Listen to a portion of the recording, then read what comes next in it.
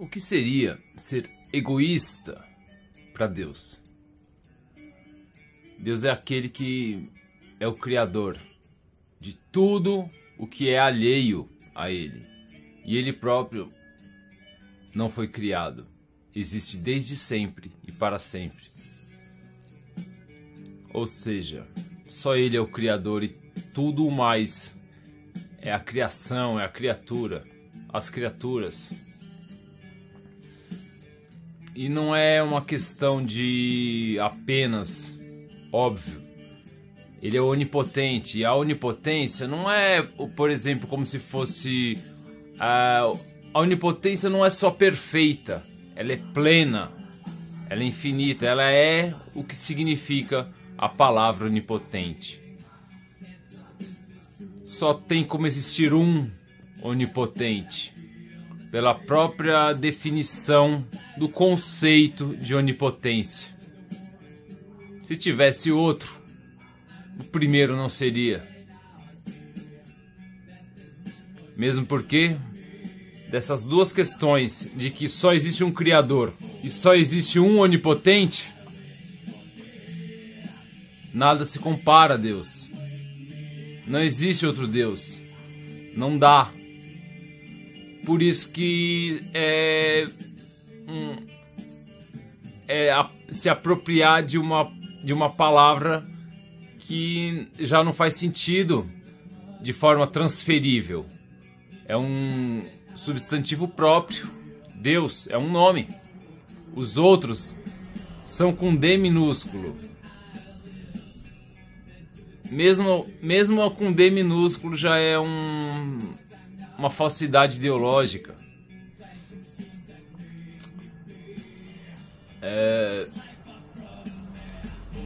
Qual é a obrigação do profeta? Transmitir a palavra de Deus. Agora, existem outras questões acerca do que é depender ou não depender de Deus. Tudo depende de Deus. Conforme aqueles intrincados postulados para chegar no postulado que comprova a existência de Deus, inclusive ele tem uma continuação que comprova a Santíssima Trindade, o postulado POD, pendência existencial à onisciência de Deus, ele implica em que, em termos simples, para que uma coisa exista, ela tem que ser vista por Deus. Ela tem que estar dentro da onisciência de Deus. Não é só a questão de ver ou ouvir. A questão é que a maneira sensitiva, onisciente, ela abrange não só uma linearidade numa alma, mas a condição onisciente, ela, de forma geral, inclusive, nos tempos, ela deve ter um sentido oninatural. O que é oninatural? Que não quer dizer que é só visão e os outros 4 ou 5 sentidos. Aí que está. Ainda falo mais. Na forma que tudo depende da onisciência de Deus, a gente pode chegar numa conclusão também. Quando a gente percebe que tudo depende de Deus dessa forma, a gente entende quem que consegue ser autossuficiente. Só Deus. Não só Deus é autossuficiente, mas só Ele consegue ser autossuficiente.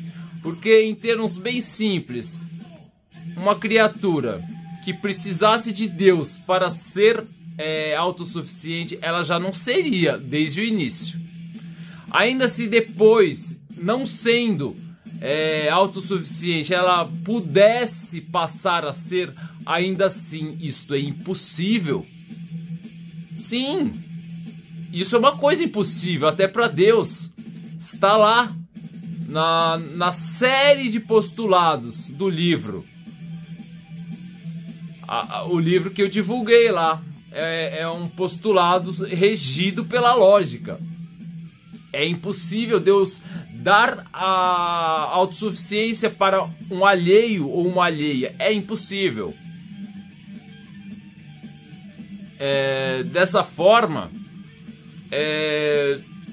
a gente entende que sempre as criaturas dependem de Deus para tudo. A questão de poder ou não dar uma autossuficiência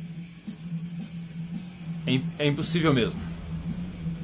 Porque a partir do momento que existe uma base no universo pendente, uma existência pendente à onisciência de Deus, significa o quê? Aquela mesma configuração da sistemática da magnificência. Ela depende do observador, que é Deus. Ora, se Deus observa algo para que exista, acaso Deus vai observar algo para que esse algo observe outro algo para que exista? Ora, na hora que Deus parasse de observar esse algo, seria uma cadeia de consecutibilidade que cortaria pela raiz. Não dava para continuar existindo. O que eu quero dizer é que a magnificência, ela é exclusiva de Deus. Ela é exclusiva. Por mais que possa Deus dar poder às criaturas, é sempre uma extensão do poder de Deus. Não dá para ser diferente. Tanto é que também é impossível, por exemplo, sendo assim, conforme o postulado, se Deus dá um poder a alguém, logicamente esse alguém não vai conseguir ganhar dele. É impossível. Mesmo porque a própria onipotência, ela está sempre ao mesmo tempo ligada à onisciência, porque Deus sabe tudo, à onipresença, enfim. Quando a gente vê que a onipotência, ela está para Deus sempre conforme a vontade dele, talvez às vezes não o agrade, mas sempre conforme a vontade dele, a gente entende que é impossível essa questão do tal do paradoxo da onipotência, que eu não vou nem entrar numas aqui. A questão que eu vou dizer é o seguinte: a onipotência de Deus faz tudo perfeito, porque ela é fundamentada na sabedoria. Ou seja, ela nunca vai... Por exemplo, Deus está aqui. No futuro, ele estaria numa outra cronologia. Vamos supor 2 cronologias no mesmo tempo. Resumindo, ele viaja no tempo, ele está lá. O que acontece? Não dá para ele entrar em conflito consigo próprio. Por quê? Porque ele é onisciente. Quando ele estabelece o determinismo, que é tudo determinado, exatamente o conceito do eternalismo, como se fosse uma idealização de que todos os tempos estariam já ao mesmo tempo. Mas não é que está ao mesmo tempo, mas eles estão pré-estabelecidos. Desde o infinito passado até o infinito futuro. Está lá nos postulados. Quando é assim, o que seria essa onisciência? Que além disso ser para sempre, lá no infinito futuro, do infinito passado também. Essa onisciência, ela se caracteriza como as informações do Altíssimo. As informações do Altíssimo, elas são a palavra de Deus. Porque quando se fala que a palavra de Deus... No princípio era a palavra era Deus. A palavra estava com Deus, a palavra era Deus. Pela palavra tudo foi feito e nada do que foi feito sem ela se fez. Em termos literais, a palavra já existia antes da criação. O que quer dizer? Quer dizer que Deus já sabia tudo que ia acontecer. O Altíssimo, antes dele bloquear as memórias e nascer na forma de Jesus Cristo. Se ele sabia tudo e sabia, e tá lá, João capítulo 1, prólogo, essa onisciência é do Altíssimo. É exatamente eu falar, poxa, as informações da minha Bíblia, elas já existiam antes da criação. Ou seja, já está lá no Apocalipse o que vai acontecer daqui a pouco. Nesses termos, quando eu falo que o paradoxo da onipotência é ridículo, é uma coisa idiota, não é nem paradoxo. Primeiro, as coisas são... Deus fundamentou tudo na sabedoria dele. Segundo, mesmo que Deus viaje no tempo, vai 1000 vezes, e esteja lá um campo lá e Deus está 1000 vezes no mesmo tempo, 1000 cronologias no mesmo tempo. Ele nunca vai entrar num conflito com ele próprio, pelo simples fato de que a onisciência do Altíssimo entra num consenso infinito, desde o infinito passado até o infinito futuro. Então, gente, a questão do paradoxo da onipotência, vamos tirar esse... Não é um paradoxo, isso é um sofisma. Eles vão inventar uma questão absurda. Porque se fosse possível Deus entrar em conflito com ele mesmo, aí que entra o sofisma da Illuminati. Eles criaram uma tal de uma teologia da substituição. A partir daí eles são merecedores de arder no fogo eterno para sempre. Eles são merecedores de sofrer para sempre no inferno. Você acredita? Só aqui mesmo, né, meu, para isso acontecer. E eu nem tava nessa questão. Estamos continuando o nosso assunto. Aí eu te falo, qual é a obrigação de Deus? O que é para Deus ser egoísta? Não faz sentido. Não faz. Porque se Deus fosse tão egoísta assim, só existiria ele. Mas Deus é bom, Deus é justo, Deus não precisa recorrer à injustiça.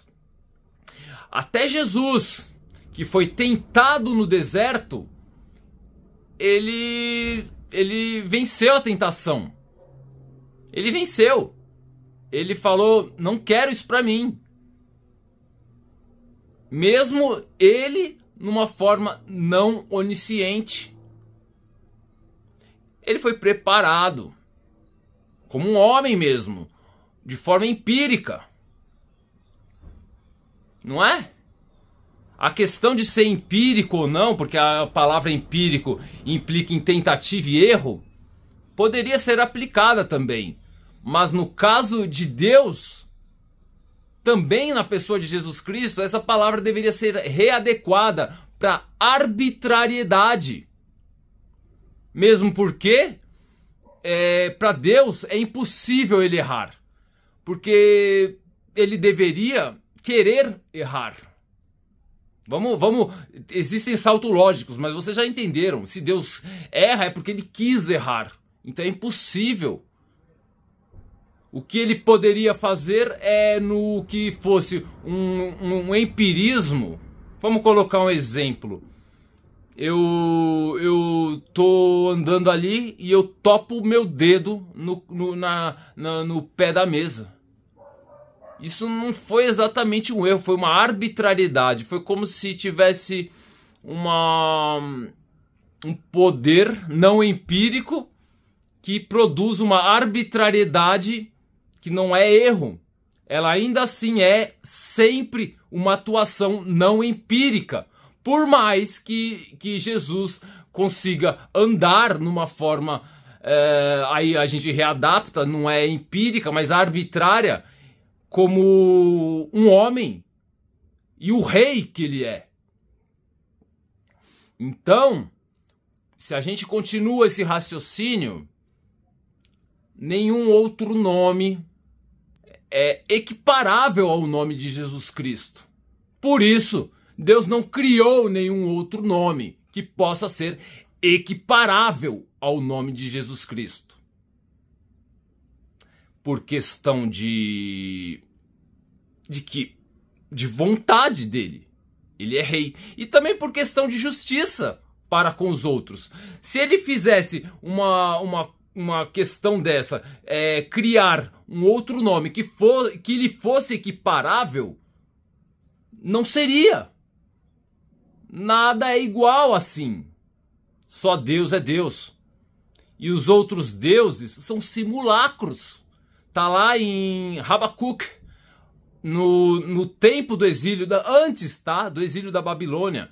Tá o livro de Jeremias, Lamentações de Jeremias, Habacuque, e depois vem Ezequiel. O Habacuque tá lá falando, olha gente, não temam os deuses da Babilônia, eles são só simulacros. Os simulacros são assim, gente. É uma estátua, ela é vazia por dentro. Ela só anda se alguém chegar lá e arrastar, trazer pro outro lado, porque aquilo não se mexe. Davi fala nos Salmos: ó Senhor, os deuses das outras nações são vaidade. Eles têm olhos para ver e não veem, ouvidos para ouvir e não ouvem. Eles têm narinas e não sentem cheiro. Eles têm boca, mas não falam. Eles têm mãos, mas não tocam. Mas não é assim a herança de Israel. O nosso Deus é o Deus vivo. Sendo que não há um nome equiparável ao nome de Jesus Cristo, vem aquela parábola que Jesus Cristo contou. Ela é aquela parábola do trigo e do joio. A parábola do trigo e do joio é assim, cara. Tá lá o dono do campo e tem uma plantação de trigo que ele fez, ele plantou lá. Enquanto todos dormiam, veio o inimigo e jogou semente de joio no meio do campo. O inimigo vamos entender que o inimigo é o maligno. O maligno é um conjunto. É toda essa renca de demônios aí. Acontece o seguinte, que, além de tudo, se você ainda avaliar até o fundamento das coisas, esse tal desse maligno, ele é aquele carrasco, aquele algoz que saiu, ou meio que ele se personificou através da potestade da justiça. Porque se a potestade não é senciente, ela é só uma potestade, ela não é uma entidade, a questão é, o maligno é senciente, ele é uma entidade. Saíram da ruptura. Agora, tem o campo tá lá. E aí vieram os empregados do patrão. Eles falaram: Senhor, acaso não plantaste boa semente no teu campo? De onde, pois, veio este joio? Olha, os empregados não sabiam de onde veio o joio. Eles não sabiam, eles estavam lá, eles falavam: olha, é estranho, isso não está dando certo, isso não funciona, isso não presta. Além de não prestar, não era para estar lá. Só que o patrão sabia. O patrão só falou: ó, deixa crescer junto, porque quando chegar a hora da colheita, a gente vai ceifar tudo. Vai recolher o trigo, os feixes de trigo, para o nosso celeiro. E o joio a gente vai jogar no fogo e vai queimar. É isso. No fundo, sempre queima. Essa questão do ciúme que tem no coração. É a questão de você já não ter a herança. Porque eu não digo em termos de misericórdia, todos terão, mas às vezes alguns nunca saberão que tiveram a misericórdia eterna. Outros são salvos, mas outros estão na glória. E a questão de falar do nome de Jesus Cristo é exatamente essa. É óbvio que desde as origens da queda, o maligno todo, né, porque é um conjunto. O que aconteceu nessa queda? Inveja. Porque a inveja veio como? Vamos supor, tinha anjos de luz lá, eles olharam, olha, Deus é muito onipotente e grande. Será que eu vou ter inveja dele porque ele vai me destruir? Não. O maligno, pelo contrário, ele só se valeu de que ele acreditou que conseguia vencer Jesus Cristo. Porque no toque da última trombeta, Jesus Cristo não apareceu de forma gloriosa, mas ele apareceu de forma sobrenatural. A revolta foi essa. Porque se valeram de falar, nossa, tiveram inveja. Mas não tiveram inveja exatamente direcionada a Deus. Eles olharam Jesus Cristo, mas desacreditaram e invejaram o homem. Pois é. Por quê? Porque ninguém pôs uma fé. Quem que acreditou para ter crucificado Jesus? A questão do pior dos piores de todos os demônios, a serpente, não é que ela me matou, vai me matar, não é que ela crucificou Jesus, não. O pior da serpente é que ela foi atacar a mulher. Ela focou na mulher. Era um bicho covarde. A questão se você perguntar para a serpente, olha a serpente, qual vamos supor, né, um diálogo, né? Você pergunta, serpente, qual é o ser que Deus, que Jesus Cristo e que o homem mais odeia? Essa pergunta, mano, vai, sabe o que? Estrondar o peito pneumônico dela. Porque é impossível não odiar ela mais do que tudo. É impossível. Ela sabe que ela é o bicho que mais é digna de ódio. Porque eu sou homem, porra. Dava pra me peitar. Dava pra me matar. Aliás, o sodomismo contra mim é impossível. Não dá. Eu sou Deus. E também o sodomismo contra pessoas inocentes nunca acontece também. Impossível.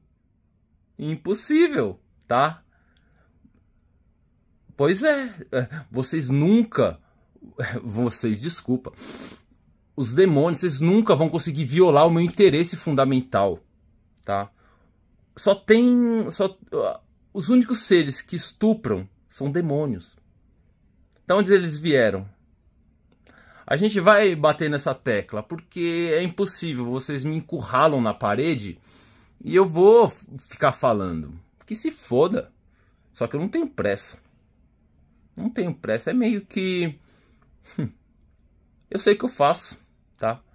Além de ser sábio, além de eu ter discernimento, além disso, eu concebo cada pensamento antes de ter o comportamento. O meu comportamento é infalível.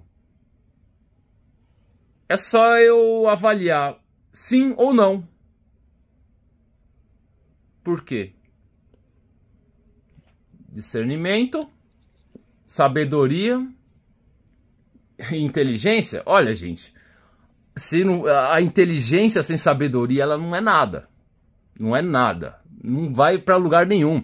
Porque a serpente veio com uma seita, uma seita chamada agnosticismo. O que é o agnosticismo? Olha, eu percebi, inclusive, o agnosticismo, se você olhar na internet, ele vai falar que é, por exemplo, uma pessoa que não é ateu, mas ela acredita em algo mais poderoso, né? Um ser superior. A serpente, ela faz exatamente isso. Mas o agnosticismo da serpente, ela vem falar exatamente isso. Ó, gente, esse tal desse fruto do conhecimento, da ciência, do bem e do mal, a gente comeu e a gente sabe algo a mais que vocês. A serpente fala isso. Porque quando ela tá dizendo isso, ela tá querendo dizer exatamente o que ela falou para Eva. Olha, ela falou para Eva, olha, fácil. Deus não quer que você coma isso, porque na hora que vocês comerem, seus olhos vão se abrir. Vocês vão saber do bem e do mal. Vocês vão enxergar tudo que ele não falou. Aí você vai ser igual uma deusa, Eva. Ela falou pra Eva, se você comer, você vai virar uma deusa. E é isso que é o agnosticismo da serpente. Ela acha que virou uma deusa. Mas ela é um demônio. E aí você fala, pra que serve a inteligência antes dela chegar na sabedoria? Por isso que o princípio da sabedoria é o temor a Deus. Porque mesmo que você tenha inteligência, você poderia caraminholar igual a serpente e pensar, poxa, eu posso achar um caminho aqui para vencer Deus. Só que se você tiver temor a Deus, você vai pensar, não? Óbvio. Só que aí na sabedoria você entende Deus é onipotente, acabou. Para vencer o onipotente, tudo é impossível, Satanás. E quando a gente entende isso, a gente entende que a inteligência não é que ela é boa ou má. Não é exatamente que o fruto... não é que o fruto é bom ou mal. O fruto do bem e do mal, não. O fruto da ciência do bem e do mal, do conhecimento. Porque se a ciência é boa ou má, depende de como a gente usa ela. Então, na verdade, a inteligência realmente, o conhecimento, ele é nefasto. Ele não é mau. Ele é nefasto. Porque é a mesma coisa que um engenheiro. Ele é muito inteligente. Aí o que ele faz? Ele cria um avião. Ele constrói um avião, projeta tudo, um avião. Mas de repente deu uma falha no sistema, e não é que é um bug ou coisa assim, é que ele fez mal feito mesmo. Ele é inteligente, mas não é sábio. Aí ele tá lá voando e cai e morre. Ele e a tripulação inteira. Se a gente entende isso, a gente fala, poxa, a inteligência é nefasta mesmo. Era melhor ele ser burro e andar a pé. Ele não morria. Mas uma hora que a gente come do fruto da ciência do bem e do mal, do conhecimento da ciência do mal, a gente já não pode parar de estudar. Porque aí, filho, a gente vai fazer o quê? Vai ser burro para sempre? Muito pelo contrário. Porque Deus, o Filho de Deus, é o marido da igreja. Só que a igreja de Jesus Cristo, ela não usa um jihá, né, para esconder a cara, como se fosse uma coisa para ninguém olhar elas e para elas não estudarem na vida, para elas ficarem, sabe o quê? Exatamente num cercado, vamos supor um curral. Não. Deus fala a verdade. Deus ensina. Como? Aí você vem falar, poxa, como que é a educação de Deus? Ela é sempre em função da justiça. Entende? Porque aí você vê que a educação da família, como que ela começa? Catequese, pedagogia, didática, a pessoa faz crisma e vai avançando. Para quê? Para a felicidade eterna. Não existe outro caminho. Não existe outra felicidade maior. E ela é plena. Felicidade, alegria e contentamento pleno em Jesus Cristo. Só aí. Então, é em função da justiça, a educação, a verdade, é óbvio. Para que se fala a verdade? Em função da justiça. Porque é fácil, né, entender. Ninguém é burro aqui. Porque quando a gente vê nos dias de hoje, não existe mais pedagogia. Não existe. Na Babilônia, filho, o que eles fazem? Eles têm a tal da delegada Sheila, né? Aquilo não presta. Ela chega, sabe o que? Na escola, as criancinhas, meu. Ela começa a falar... não é nem educação sexual, porque nem poderia educação sexual naquela idade, mas ela faz pior. Ela fica falando de sodomismo, estupro, tá? Pra munir as crianças contra os ataques. Meu irmão, cadê Deus nessa história? Deus sempre protegeu as crianças, sempre protegeu as adolescentes e os adolescentes. Deus sempre protegeu os jovens. E digo mais, Deus se compromete e assume como justiça, como direito assegurado e garantido o Estatuto dos Direitos Humanos Universais. E é garantido e sempre vai ser para todos os humanos. Pois é. Isso confere, inclusive, existe, claro, porque o que diz o Estatuto dos Direitos Humanos Universais? Todo ser humano nasce igual em direito e dignidade. Quando a gente pensa isso, a gente fala, poxa, se todo mundo nasce igual em direito e dignidade, isso nunca vai acontecer. Exato. Mas aí existe o argumentador do mundo, ele sabe onde atacar minha ferida, ele mete o dedo lá. E eu não vou ficar quieto, filho. Eu quero que se foda. Porque, primeiro, que eu só tenho um caminho, mano, enfrentar. Segundo, que já não adianta ameaçar me internar, essa tortura. Porque foda-se, já vão fazer mesmo daqui a pouco. Terceiro, filho, eu sou homem. Vocês mexeram com um homem de verdade. O único homem que existe. Eu não criei outro. Vocês viram? Aí que vocês mexeram com o cara errado 300 vezes. Se eu asseguro os direitos humanos universais, isso confere, entre muitas resoluções na justiça, eu coloquei lá pautado muitas...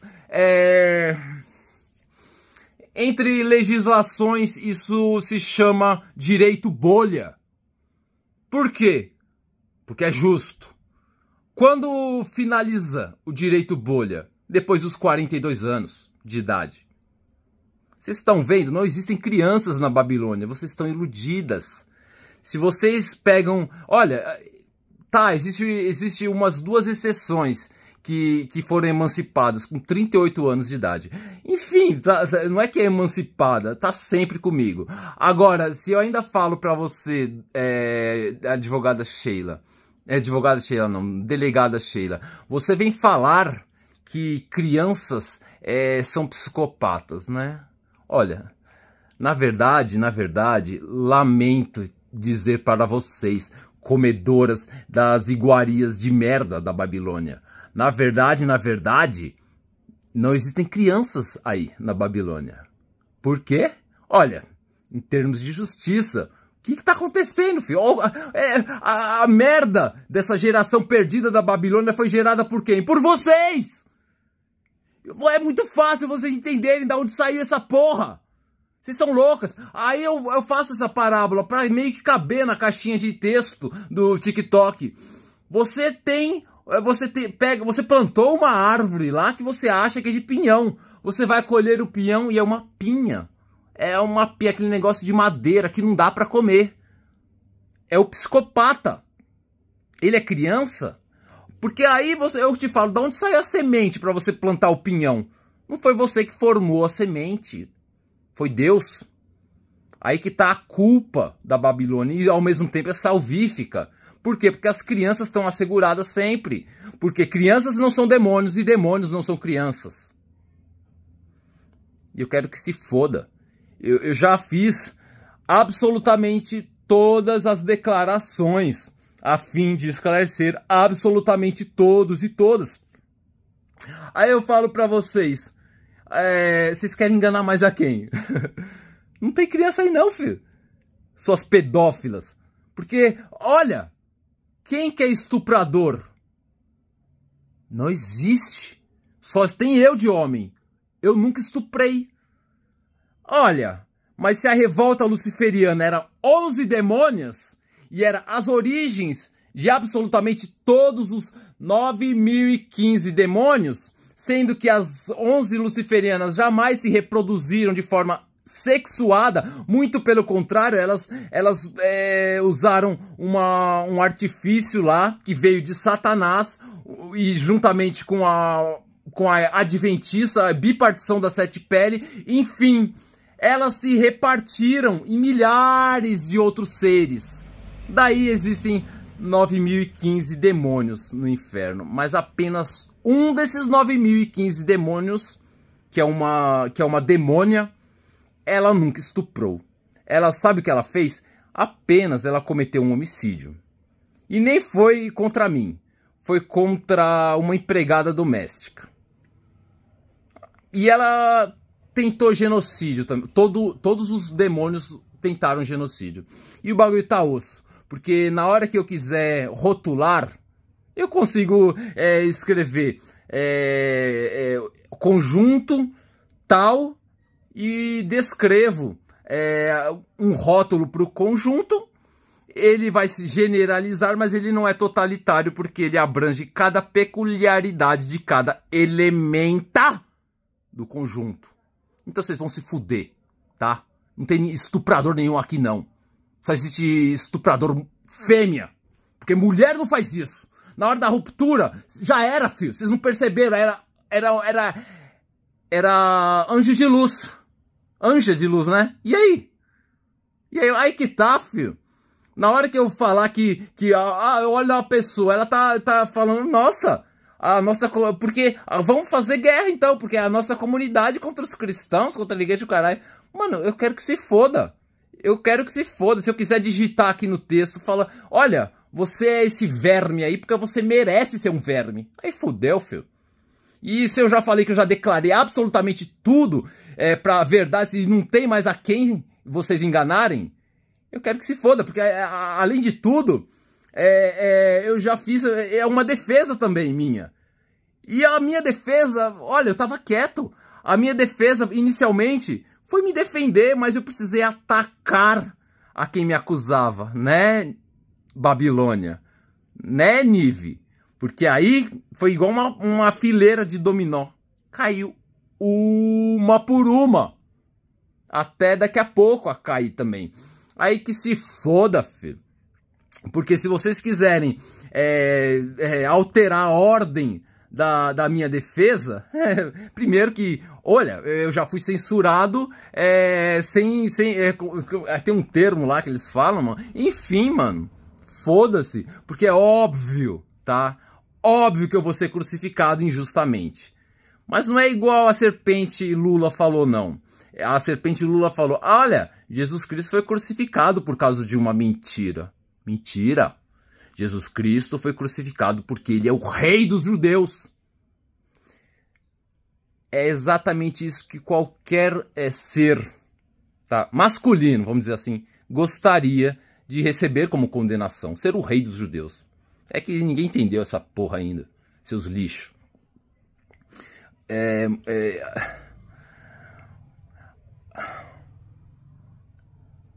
Censura prévia. Censura, quer dizer, eles estão usando uma analogia lá, com um político lá. Olha, isso é uma cortina de fumaça.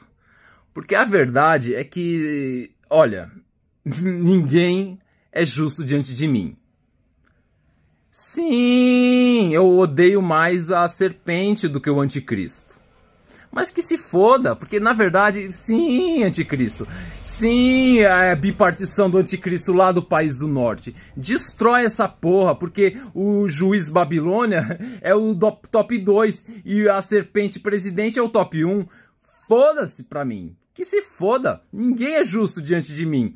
Agora, se a gente tá falando que o Alexandre de Moraes instituiu a pedofilia transexual e a pedofilia homossexual, olha, gente, por que a gente tá tão... Por que a gente tá tão preocupado de colocar uma tornozeleira numa das bipartições do anticristo? Aquela tornozeleira eletrônica. Aliás, o que tá com a tornozeleira, ele vai mudar de nome. Mas o outro tá no mesmo molho. Você sabe que a besta de 7 cabeças, tem a primeira cabeça, ela não é a que prevalece, mas é o Lula. A segunda cabeça é o Alexandre de Moraes. A terceira cabeça, eu não sei como que ele vai aparecer, mas é o Satanás mesmo. E é aquele que tem o poder de se mover na manifestação corpórea dessa fusão de 7 cabeças. Tá tudo na mão de Satanás, na besta lá, na besta de 7 cabeças. É a cabeça que é ferida de morte, mas ela é curada por um prodígio. Inclusive, são 7 cabeças, mas ela vai ser a 8ª também. E o anticristo, filho, o Trump, ele é a 6ª cabeça. Porque é muito simples. Primeiro que tudo é perfeito, tudo que Deus criou é bom. Segundo que pra mim tanto faz. Meio que não tanto faz, tem a direção certa. Mas se eu tenho 2, 3, 4... Olha, chega uma hora no inferno que todo mundo é inimigo de todo mundo. Mas pra mim dane-se. Eu tenho 2 inimigos. Olha ali, olha ali. Eu crio uma estratégia, eu falo... Eu prefiro eliminar aquele primeiro. Coloco... Porque assim, eles estão juntos a princípio. Tava todo mundo junto. Quando colocou a serpente na liderança do país, tava todo mundo não, tá? Eu sei quem tava. Aí você pensa, caramba, tá os 2 lá contra mim? Eu coloco inimizade entre os 2. Faço um vencer o outro na ordem que eu quero. No que me convém. E essa porra vai acabar. Vai dar um game over aí.